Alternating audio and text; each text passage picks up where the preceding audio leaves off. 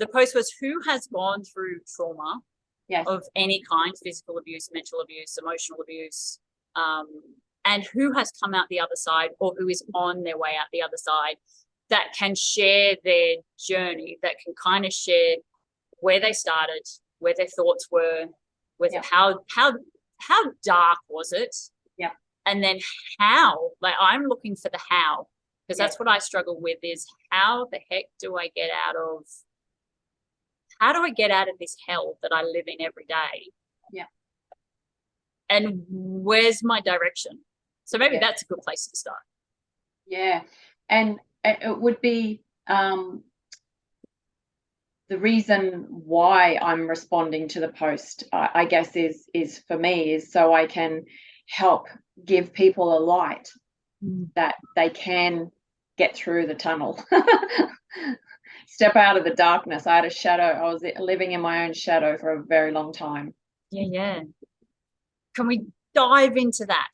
Tell me, what was that? What was that for you? What was the shadow?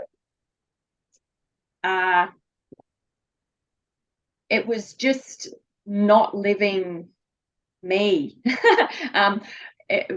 Really interesting movie that a number of people have probably seen, Will Smith's The Pursuit of Happiness. Mm-hmm. And I mean, because I'm in my 50s now, so gosh, that might have been 10, 15 years ago. It was quite a long time ago. And that, I just thought at that time, gosh, that's been my journey of trying to find inner peace and happiness. Because and everything is about unlayering all the pieces. And because we we're born pure, bubbling joy, and then as soon as we come into whatever family we've been born into, then all of the rules and the conditions and the masks and we get so disconnected from our true self right from the early stage that I guess people are living in other people's expectations.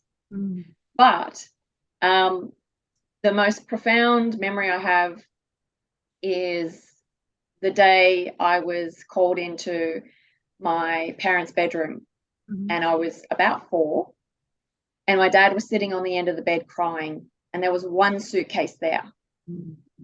And he said, "I love you and Jodie so much." Jodie's my sister. And he said, "But I have to leave. I can't live here anymore." And of course, as a 4-year-old, you don't know why. You just think that you're not worthy somehow of him staying to protect you.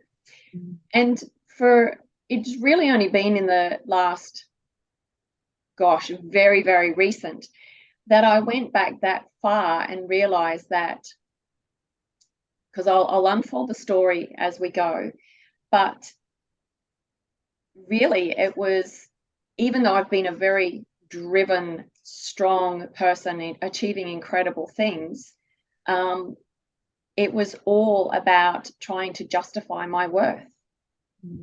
And I didn't know self-worth was a problem, because I'm a very confident person. I'm a very driven person. I don't need motivation to achieve stuff. And it was really fascinating.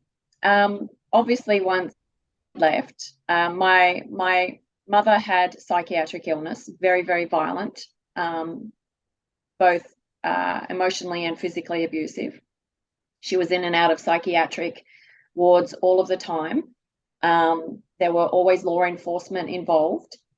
But back in the day, we're talking like the 70s, everything went in favor of the mother, because the father was made out to be the bad guy, even if there was no evidence of that. But she also told a very good story with her condition. She was very convincing.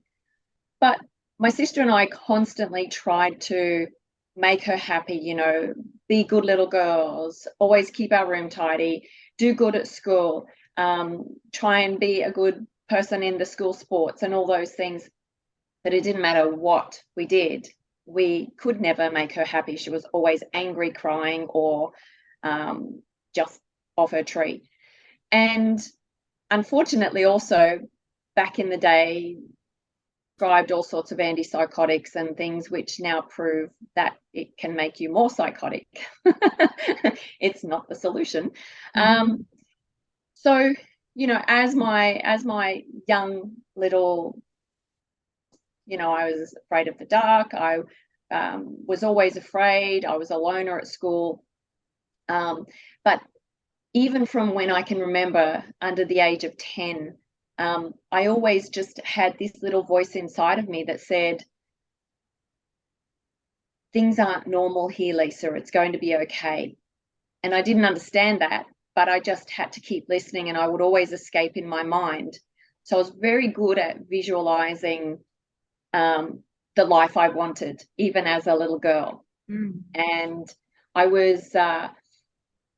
became a swimmer, a competitive swimmer. I just thought that was another thing I could try and win my mother's love. And the beauty with that was I was out of home for 5 hours a day plus school. So that was like 13 hours a day. I didn't have to be there. And also I was surrounded by champions. You know, I had some national swimmers, some people in the world titles, and even one was an Olympian. So I was surrounded by these idols. Thought when I grow up, I want to be like that. And so I was put into some very high disciplined environments right from the beginning, which was great for me because it kept my mind moving forward. Whereas sadly, how my sister has turned out is one of mental illness, self-harm, all sorts of things. She's very, very ill. So you can either go one way or the other. And I really disconnected. And it's only really been recently as well that I've just put all the pieces of the puzzle together, is that the day my dad left, my heart broke and I closed my heart off. And so I was, I believed it was, if it's up to me, if life's to be, it's up to me. And so I just sort of became this lone wolf. And I was driven by angry desire, which means you can achieve a lot of things. Yeah. However, because it had a really negative energy associated with it, I would succeed and then I would drop back and lose stuff. I would, like, 3 steps forward, 4 steps back. And so from my perspective, I truly believe in, the quantum physics, and there is our higher self and then there's our physical self. And when you're more matter than mind, then it's just like walking through life with cement shoes on. Nothing comes with ease. It's always hard work. But if you're driven and you don't give up, you're likely to achieve stuff along the way. But it doesn't stay for long. And there's a reason for that, is because I wasn't learning the lesson. Fast forward, I finished swimming because now it became another obsession of my mother. So nothing was ever good enough there, and I got really burnt out. So by about the age of 13 or 14, I stopped swimming. I actually started to hate it. And then I moved into, I was invited to a martial arts club. It was a Kung Fu club. And I thought, yeah, why? I'll go check it out. At least I can try and defend myself a little bit better. But as life keeps putting things in your path, and you got to be awake enough to see it, it was a metaphysical club. So they did Tai Chi. They worked with the energy centers in the body. We did a lot of meditation. They did the chi component of martial arts, where you're using your internal energy as the force, not the physical. So that was where I actually felt really home. I just thought, oh, I understand all this. You know, I felt so almost secure in that space. Things So got you were really young. You were like late teens when you found that. Is that right? 14, 15. Yeah. Yeah. Wow. And that really opened up a new door into wanting to know more. How can I learn about this spiritual thing? Of course, as a young person, like all we get born with an empty computer chip, and life is just this collection of data filling up all the computer chips as and then it left as memories. So things got really ugly at home. By the way, my mother remarried when I was about 7 or 8 to a Vietnam vet who was an alcoholic. So yeah, was very, very, very violent. He was not violent, but he did not support us because we weren't his kids. And if he stepped in, he would get attacked as well. So I ran away when I was 16 because she kept threatening to kill me while I was asleep. And so consequently, I had sleep problems as I grew older. So I was sleeping with one eye open. Mm-hmm. And at that time, because this is also where I was trying to find myself. You know, teenagers, it's a very difficult time. And we've watched our girls, who are my stepchildren. I've never been able to have my own children because I had a hysterectomy at 29. That's another long story. But the only thing I could control in my life was what I ate. And so I stopped eating because it was a power play for me. And also because when I finished swimming, body shape changed because I was not, you know, burning 10,000 calories a day. And so I became very self-conscious. And so I basically ended up developing anorexia nervosa because what you see in the mirror is not the real thing. It's just it's another version of you thinking that you're a particular way and you're not really. So my poor little brain was pretty mixed up. I ended up being hospitalized after I ran away from home. I went to a halfway house, which back in the day was pretty rough. There was no real sanctuaries for children like there is today, which is fantastic. So it's wonderful that those things are in place. And I became very, very sick, and I ended up going back home. The law enforcement was involved again. Of course, she told a very good story that it was all my fault and that I was on heroin and all these crazy things because I looked so terrible. Like I was a grey, skinny, dark-eyed, lifeless girl. So I finished year 12, and the next opportunity for me to run away again was, I'll join the army. So that'll fix it. So I signed my life away to the Queen for 3 years. And once again, I just felt free because I was out of there. Did you still have your anorexia at this point? Yes. It stayed with me until I was about 30. So yeah, definitely want to dive into that during this call. Yeah. Just scared of food because I just didn't want to, because my sister was always, because she wasn't an active girl, like my mother and stepfather made fun of her. They would call her Porky, and she ended up with bulimia and anorexia even before the age of 12 and hospitalized. So there was just so much going on in us trying to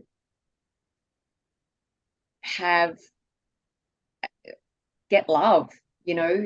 That was the biggest thing, is that I guess it's an attention seeking device subconsciously as well. Do you remember any thoughts that you used to have that would stop you eating. Because one of the things I go through now is if I try to eat something, I get like this, it's just this, I don't even know if it's a thought, it's like this feeling, this pushback of just, no, don't eat. Or there's just no desire. But there's got to be, there has to be triggers or thoughts or feelings or something that is generating this lack of just wanting to eat food. And it's personal power, it's control, and it's such a, this is my opinion, and it's become such an adaptive response that your body says okay, and that's it. And so you've associated food as something bad, and so even if you do eat, you feel sick. If you do eat, it might be lettuce leaves, something that's not going to have calories in it. So yeah, it becomes a very of course our brain is also connected to our gut, and all of the hormones of stress flooding our body constantly. Once again, as I said, you become more matter than mind, that your body now drives all of your decisions because of the constant hormones being flooded in there.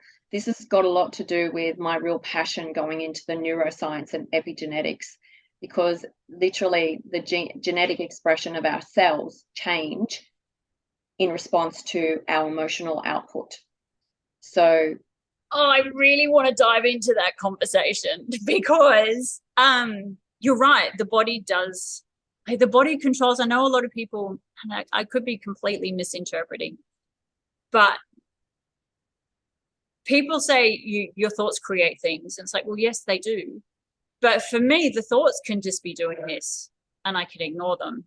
But the feelings I can't ignore. The despondency or the despair or the like the fear. And for me with eating, it's not a need to lose weight. I actually don't like being this thin. I find it really hard. But it is control. And it is the only thing that when the world was falling apart that I could control. Absolutely.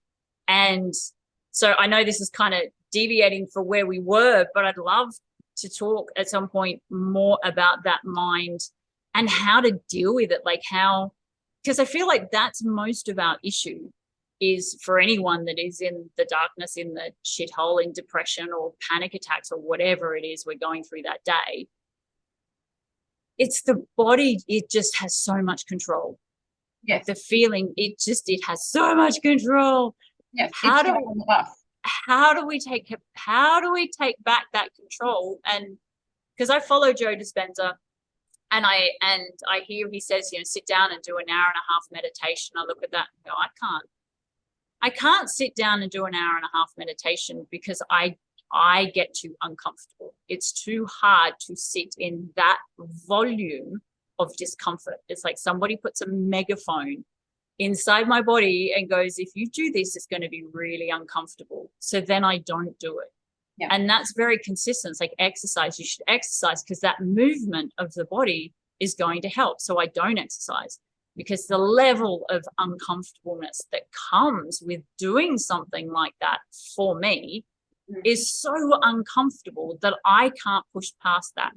So if you have any answers to how do we get past ourselves, and I know Joe and other people in the neuroscience path, they say you have to become bigger than your mind. Like you have to become bigger. I'm like, yeah, but what does that even mean? How do I become bigger than all of this, that I'm 47 and this shit has been controlling my life for a very long time.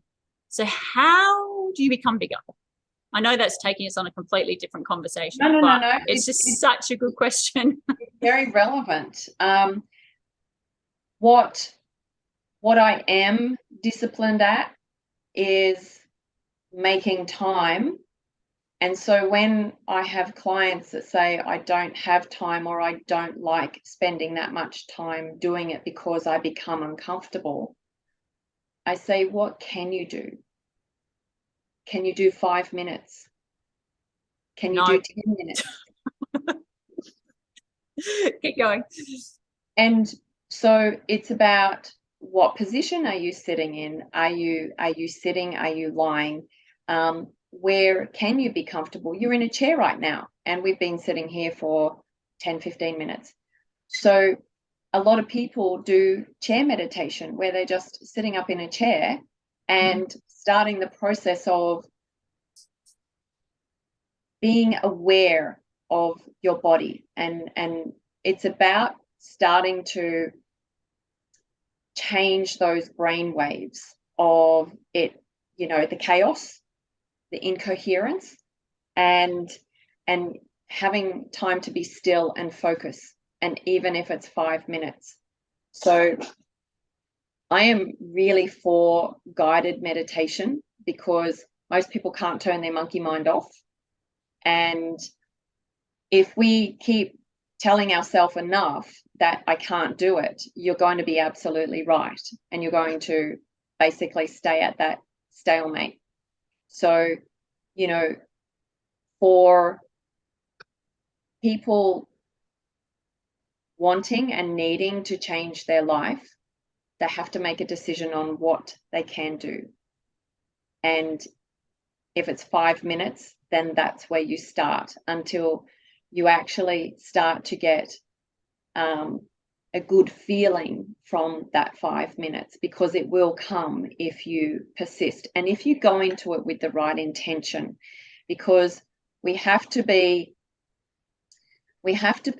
prepared to be uncomfortable to get comfortable, and that's the whole journey of life, which is a challenge. It's a challenge. And I wanted to ask you and also share with you, because I have started things and stopped things, and I usually get to about day 5, and that's usually when I stop.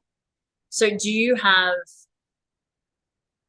clients that do that, where they go, yeah, I can do this, and they do the meditation, or they do the exercise, or they do the eating, and they get to about day 5, and then it's either something happens or they just stop. They forget to do it one day. Do you know what I'm talking about? I know exactly what you're saying. And we have a set point. We actually have a thermostat in our system. And I've literally helped. I've had over 5,000 clients over the last 20 years. And I've seen every possible scenario you could imagine. And the honest truth, you've heard the 80-20 rule. 20% of the people will follow through, and the 80% don't, because they, and I'll use my choice of language here, because I can't think of anything else to fit its place right now, is that life has not become a crisis enough, that they're so far below zero that they have to go up or die. So this is just my perspective. And there becomes, when you're so disconnected from your true self, there comes a point where an unbelievable life crisis, and if you've had a really bad life, you can think, how can things be any worse? Well, how does it get any worse? Death, homelessness, bankruptcy. Like, how does it, where does it go from here? Been there. Absolutely. Yep. The list is that long. Yeah. So how do you go from being the 80% to the 20%? Like, I don't want to wait until I've lost everything again. I've already done that. I've already, I understand. No one else can die. My mum and my dad are both already gone. It's like, how do you not end up in the hole to become the 20%? I just rename my screen there. I noticed that it's my partner and I'll put my little name on there.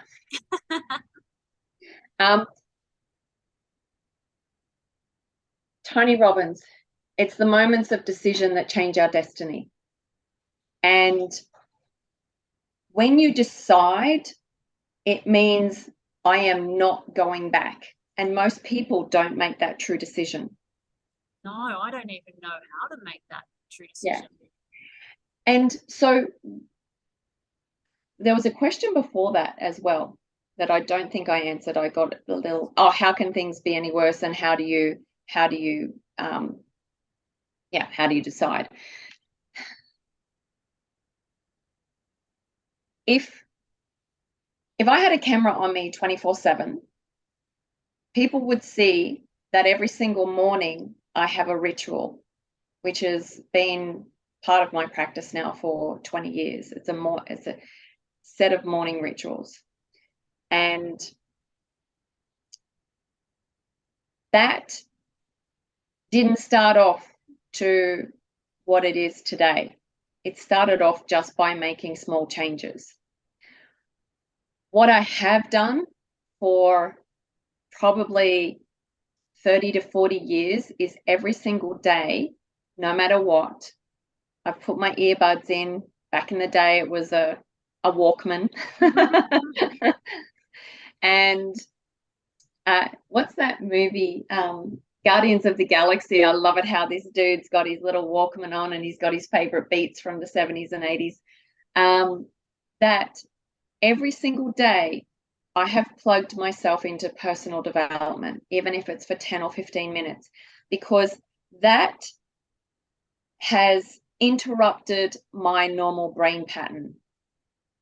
And when it's like stacking. When you constantly build on things, every time you expand, you can never contract to where you were. So if you constantly are expanding, guess what? Your personal vibration is going to raise. Your emotional state is going to improve as a result of that.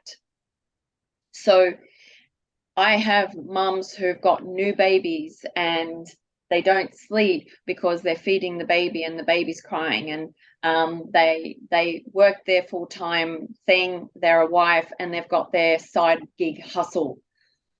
And I say, when you're driving, when you're cooking, when you're cleaning, when you're sitting on the toilet, put your earbuds in and fill your brain with growth. Because if you're not putting growth in, you don't grow. That's my opinion. And it's been every single day. I do it without fail. Maybe Sunday, no, even on Sunday, because I have an active rest day, I might go for a ride, a kayak, or go for a big walk.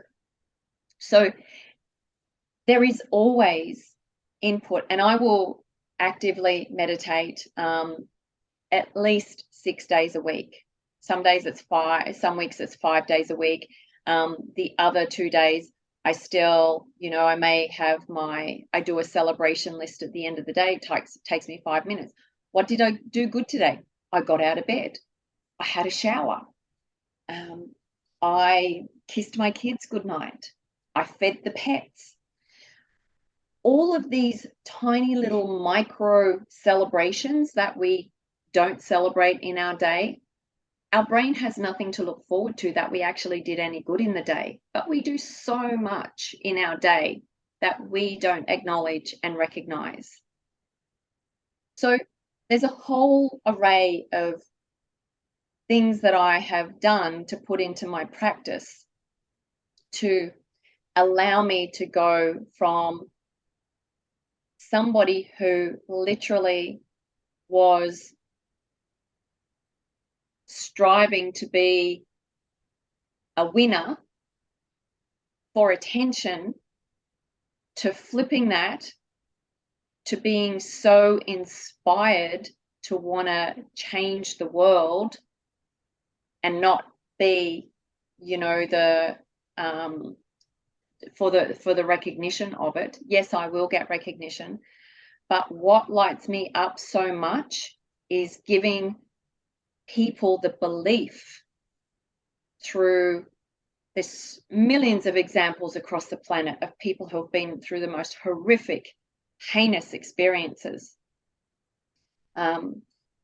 And even, you know, losing arms, losing legs, losing organs, and coming back to then turn that pain into power to teach other people that no matter what you've been through, you can change.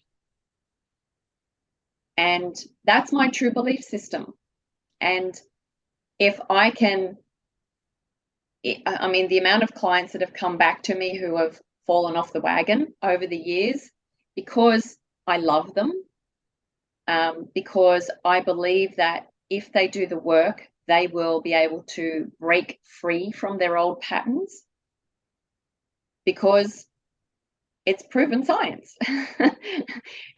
We've got millions of human laboratories across the world, us, that have been able to demonstrate that no matter what you've been through, that you can come out the other side of it and then basically be a servant leader and teach other people how to do it. I mean, everybody has a gift, but a lot of people just they're not aware to start with, so they're not brought into that consciousness of they have this amazing thing that they've been born into for this life. But the people who listen to that little voice inside, and it becomes a roar after a while of, oh, this is it, this is my purpose, this is why I was put here on the planet to help heal the world. So Kayla, you're actually one of those people. Otherwise, we would not be sitting here on this podcast right now. True. So in our own way, we have to, yes, we've all been a victim, but unless we step into the warrior shoes and not use our past as our continued Achilles heel, an excuse to stay in that box, we literally have to say enough is enough. I've got to get out of my own way, because the honest truth of, if I stay like this is the rest of my life. And it's been researched millions and millions of times over that the most common question on someone's deathbed is, what do you regret? And it is the regret of not stepping into their life, not living their full potential, not doing the things that they were called to do, they love to do, that feel their passion. And what my experience is, that there was a moment around 15 years ago that I was sitting in a conference, and there was a picture of a blue door up on the screen, and there were the speakers, they were husband and wife. It was part of the wellness industry, and they were talking about the blue door. It was through translation because they were Korean, but you just saw their body language. And these two beautiful souls, they were almost like little angels. They were about 5 foot tall, but they just glowed with love and happiness and joy, and they giggled, and, you know, in their 50s, and, you know, just beautiful human beings. And they said, you have to open the blue door. And then they said, the blue door is the doorway to your heart. And I just lost it at that point. That made me just think, oh my God, I'm in my 30s. I've been so angry all these years. Angry at me for doing some pretty stupid stuff in life, because I had lost everything. I had been through the homeless and bankrupt stage, thanks to my second violent husband. But I chose that. You know, clearly I had to learn some more lessons. But I realized I had to forgive my mother. I had to forgive my father. By the way, I'd stopped contact with my mother when I was 20. So I'm now 53, and I have not spoken to her since then, because I had to do all of my forgiving, disconnect from her to be able to save myself, because I could not do that with her still in my life. And at that moment, I actually felt like there was a huge weight that came off my shoulders. And I felt almost like an ease through my chest, as if my heart had just gone, whoa. And that was when I was about 33, and my life has just been on this massive trajectory since then. How did you forgive? Sorry to interrupt. How did I forgive? What did forgiveness look for you back then? It was just words to start with. I did all sorts of methods, writing it out, burning it to let it go. So it's like forgiveness layering, like you said before, when you're moving into this journey, you layer on top of a layer on top of a layer, and then eventually, with enough layers, you've gone from down here up to here. From what I can hear, forgiveness for you was the same. It's just Yes. one tool, then another tool, then another tool, until Yes. you got to a point where you're like, done. Yes. So I was because of my love for the spiritual world and the philosophy of Buddhism. I am not a practicing Buddhist, but I love the philosophy. It's actually it's literally the way of life. It's like ikigai, Kaizen. So I started to read some books. The Dalai Lama's written the Book of Joy with Desmond Tutu. It's a beautiful book. It's a funny book. And the Dalai Lama, I even saw him live in Australia, because I wanted to be in his presence, just to feel the love from this man. And I mean, if you look at the history of the Dalai Lama, of how he was actually banished from his homeland, and he still loves everybody, no matter how badly he's been treated. And he just said, everybody is suffering somehow. We all live in a state of suffering. And when we understand that people's behaviors are because of their pain and their suffering, then we have to be compassionate. And so he said, being angry back at them and not forgiving them is only going to keep you attached to that feeling. So turn that into compassion, understanding that they are suffering, and then that will be able to allow you to look at it through love and be able to forgive them, because they are suffering so much. And the only reason they're hurting other people is because they're living in so much pain. And so I had to sort of sit with that, like marinate in that for quite a long time, roll around in it and think, I do. It's a hard one for me to get to.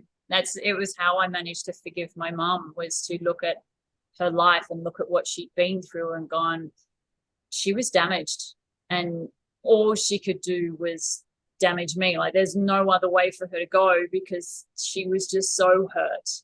And yeah, the understanding of that is everybody is hurting everybody, because we're all hurting.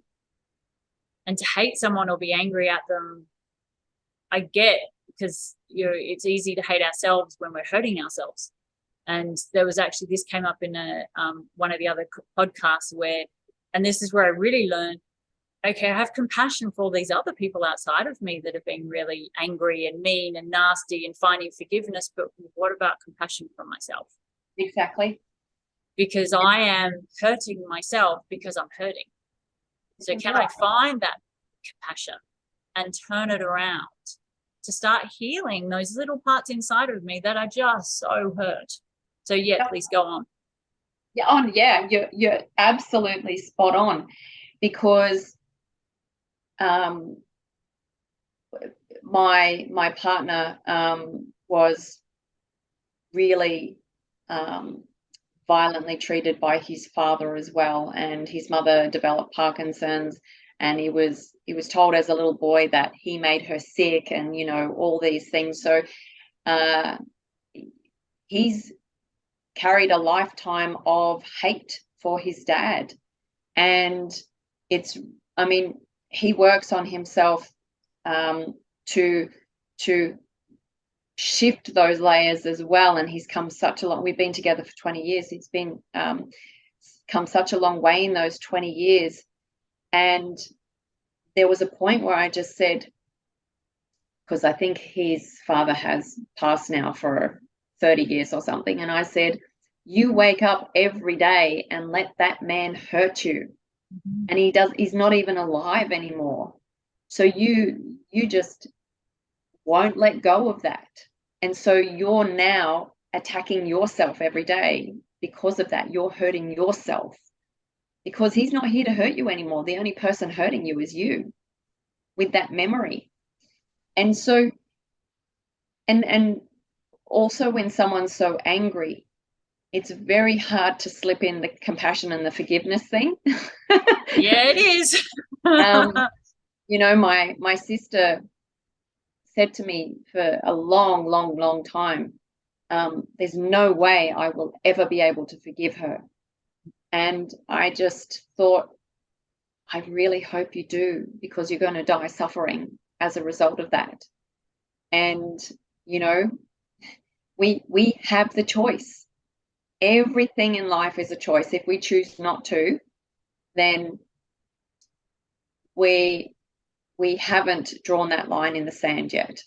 And I've got probably 5 major timelines where life was never the same again after making a decision, and it just kept leading me on to the next thing, because I made sure that I always took time to be still through meditation, even if it was for 5 minutes, or a walk in the park, get out in nature. I mean, you're surrounded by 140 hectares, so you're have a lot of land.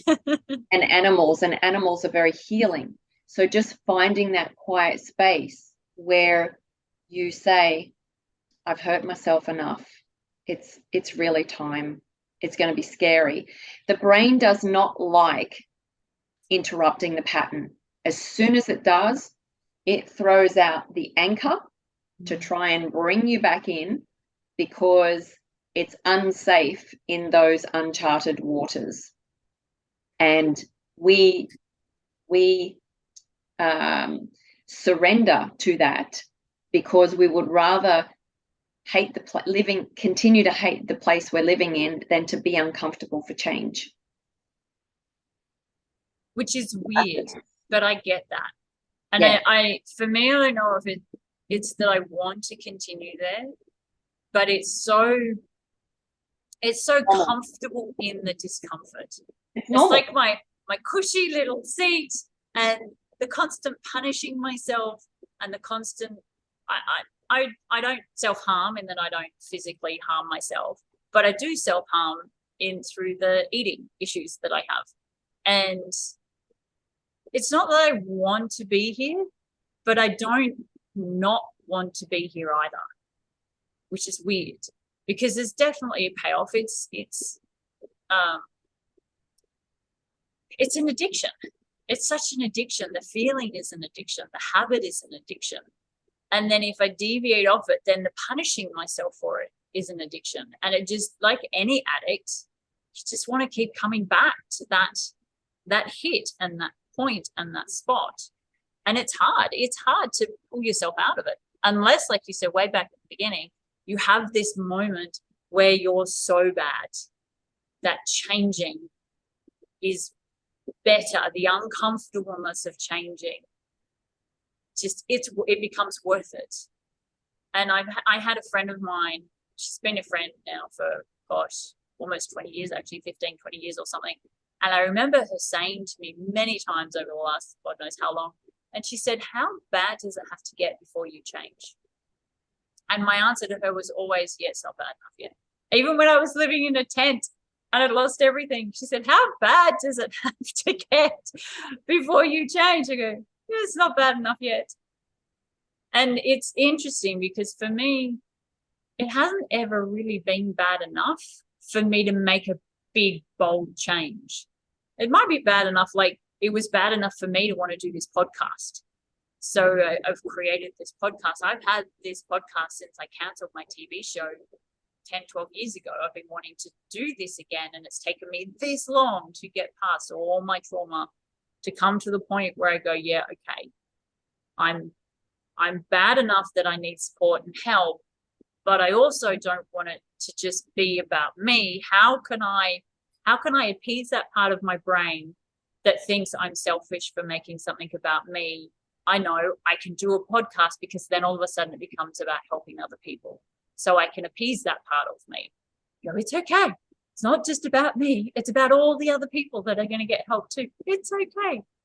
But it's a struggle. It's a struggle. It's still a struggle to change it and to stop it and to shift it and to make a decision and move. It's all so hard. There's not a question in there anywhere. Yeah, I get that. And my response to you is, what can you do? What's the one thing you can start to do? And I always lead with make a commitment to yourself that you'll listen to at least 10 to 15 minutes of personal development a day. Oh, I already do that because I do it when I'm washing the dishes, and I do it when I'm feeding the dogs, and I do it like, yeah, right. I have about 2 hours a day where I listen to stuff when I'm cleaning and, you know, all that sort of stuff. So you understood what I said, that anywhere, anytime, plug yourself in. So yeah, if I'm driving in the car, I'm plugged in and I'm listening to something. Yeah, I've got that one down. But what I can't do is, see, that's really easy because I have to do anything. I can just plug stuff in. But it's the actively sitting down and journaling or writing. It's the actively sitting down and meditating, the actively exercising. Like, that's all stuff, because I can listen to stuff while I'm doing something else. And so that really appeases that part of me that goes, well, no, you can't exercise because then you're not cleaning. Or if I'm doing it when I'm making food for everybody, it's like, well, that's okay. I'm doing something that benefits something around me or fixes something. It keeps my doer very happy. Do you kind of get where I'm going with this? Yeah. So you need to be of service to others, but you can't be of service to yourself, which is another form of punishment. So it's just and it's, do you have a vision for your future? Not long term, like not 5 to 10 years, maybe 6 months. Yep. One thing, because we know that the act of writing down starts to create neural pathways. So, and by the way, it takes 66 days for your neural pathway to actually start to make that solid connection. So that 21-day rule is a load of baloney. And if I'm only getting to day 5, then I'm screwed. Yeah, you've just got to, it's just trying to fire, and it's like a car with a burnt out battery. It just ticks. That's all it's doing, is it's just ticking over. So there's a number of things that if I was recommending to somebody, it would be, as soon as I wake up, I'll take you a little bit through my morning routine. While I'm lying in bed, I list 1 or 2 things that I was really grateful for when I woke up. And normally it's the fact that I slept and that my bed is so comfy.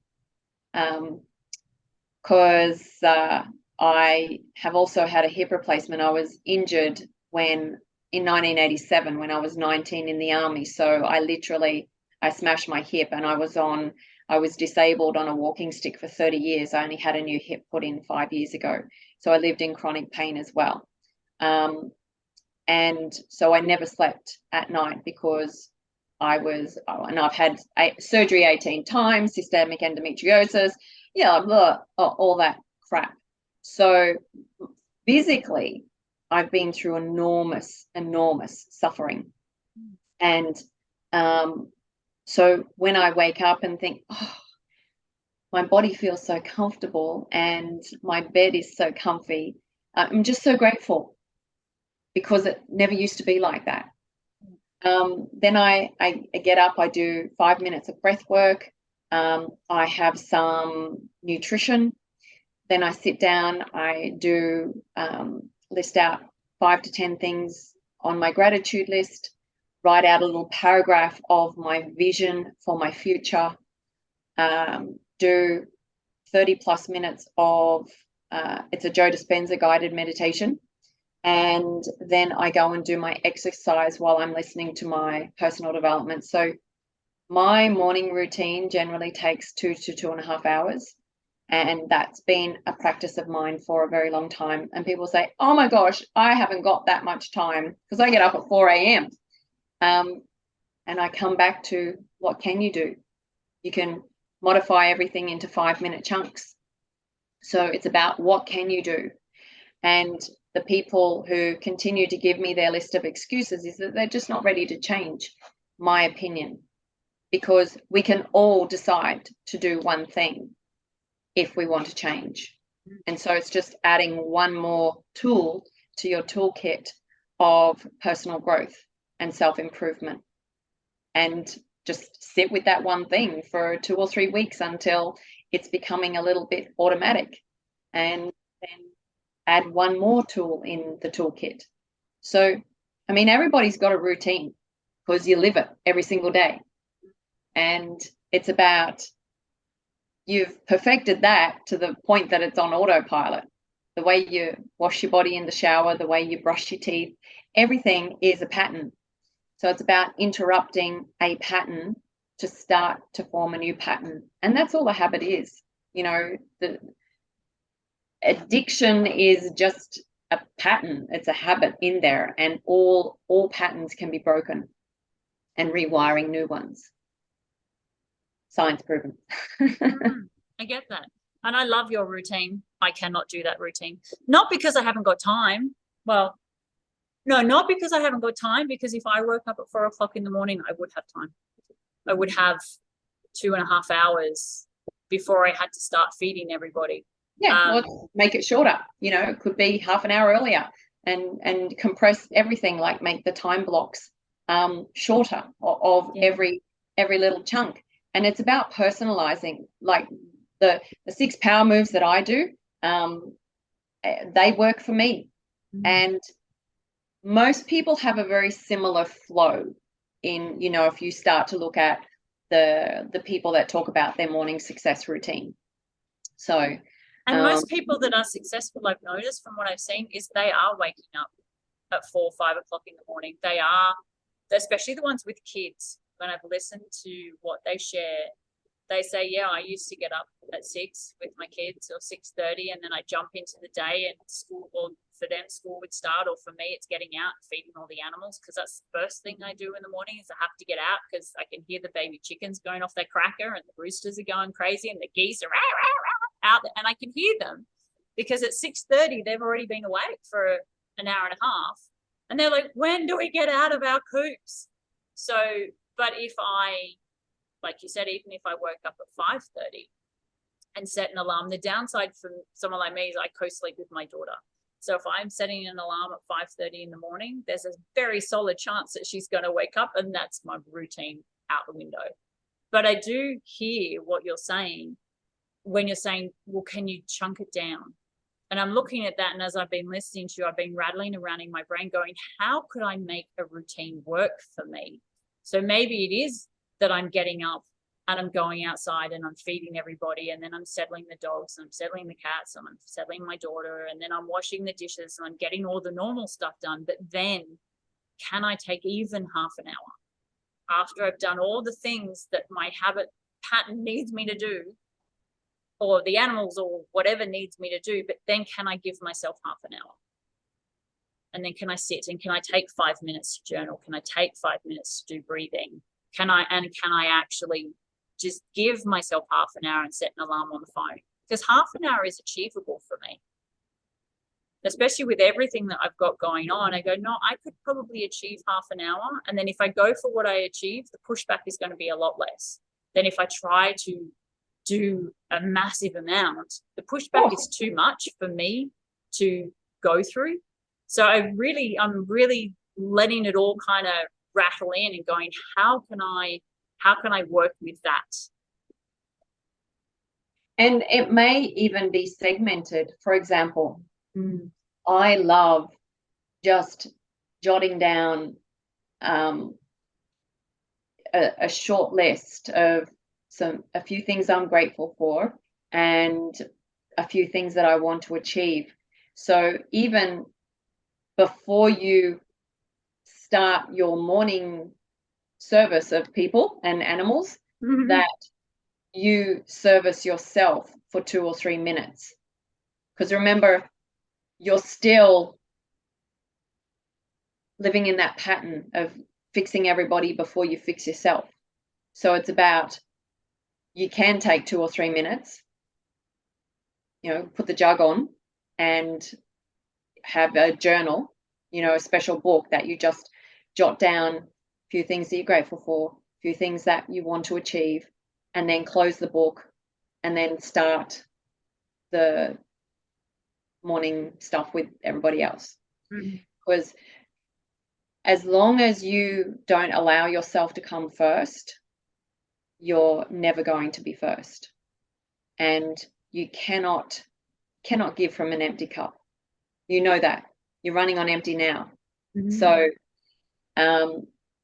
your cup has got lots of holes in it. Doesn't matter what you put in it, it just pours straight out the bottom.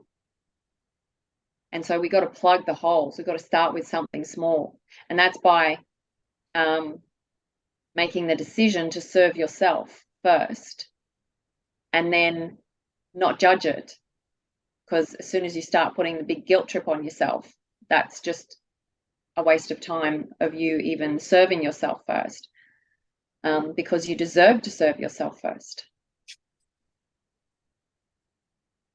And then obviously watching for the punishment that comes through, which will come.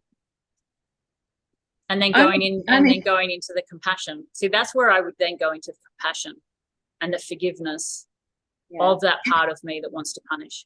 If you keep saying you expect the punishment to come, then you're going to. It's going to come.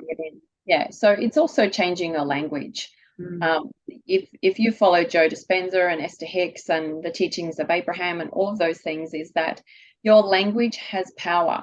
So every time you tell yourself a story, you're attached to the outcome. And so it's just going to keep the pattern going. So it's a matter of changing the story, changing the language. Don't say it. Turn that into a positive, rather than saying, well, there's going to be punishment after this, so then I've got to feel compassion for myself. Well, that's the old cycle, and you're breaking that cycle. And so it's a matter of, I deserve to give myself 3 minutes before I start the day, because I'm worth it. And I'm going to spend 3 minutes on my list, because this is going to help fill the holes in my cup so I can start filling up my cup. I think that all just went in. I hope so. I think it has. It really has. I get it. It's just it's flowing down. So it's easy to get it up here, but it's actually getting it to go down further and saying it's, like you said, it's okay. I'm allowed to give to myself first. It's just fear, and it's fear because your heart is probably locked tight in a vault, and recognizing that it actually has to open. The most profound thing that somebody said to me is, Lisa, the worst thing about having your heart closed, Yes, you might not get hurt, but you don't allow any love in. It's true. And we all want love. There's 6 human needs. Love and connection is one of those. And so it's just about changing our story. And, we've written this story for so long, it's rewrite a new one. Every day you can wake up with a blank piece of paper. Take that as your view on life. Every day is a blank piece of paper, and I'm here to write my new story. There are so many different places we could go, but we will be here for another hour. Yes, and I do need to go. I thought you might. I did too. I need to go and let guineas out. Thank you so much. Can you share where people can find you? Absolutely. I have all of my social links on my website, which is lisamarie.com.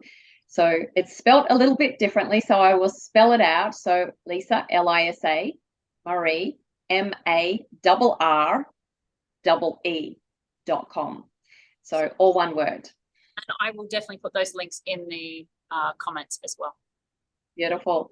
It's been lovely chatting with you, Kaylee, and I would love to hear from you when you have started your 3-minute self-service, and hopefully it's tomorrow morning. You can send me a message and say, Lisa, I started on that blank piece of paper. Started it, and then in 60 days I'm going to send you a message going, Lisa, I'm still doing it. Awesome. Thank you. My pleasure, darling, and I'm sure we will be speaking again. What a beautiful call. Lisa took a minute at the end, and I will probably share it as a short to, recognize the pain and the hurt that I'm still going through. And she just reminded me that it's enough. It's enough now. It's enough. I have been suffering in pain long enough. And like the story that she said about her husband, who had been holding on to pain about his dad, I've been holding on to pain about my sister, and it's enough. She doesn't care. She doesn't make a difference to her whether I hold on to this or I let it go. And so I feel like now's the time. It's a good time. It's a good time to turn life back around onto me and onto my daughter, and to break open my heart and to let the love in, because the whole podcast is called Love Creates Freedom, because I know it does. And the whole point to this podcast is to crack open my very, very, very closed off heart. And that call has it's just chipped away. Each podcast I'm doing is just chipping away. Like it's just chipping away isn't a good word. It's just opening it up a little bit more and a little bit more and a little bit more. And each person I talk to just helps me feel safer in the world to open up my heart and to move closer to love, because these are all people who have been through, they've all been through their life, and it has all been painful, and here they are on the other side and their hearts are wide open. And I want that for me. I want that for you. That's why I'm doing this podcast instead of just having a coach and doing it myself. Yeah, that was a good episode. Please make sure you like and subscribe to this channel, and also share it if you can. That would be great, especially if this is a beautiful episode. I would love to see this one go out.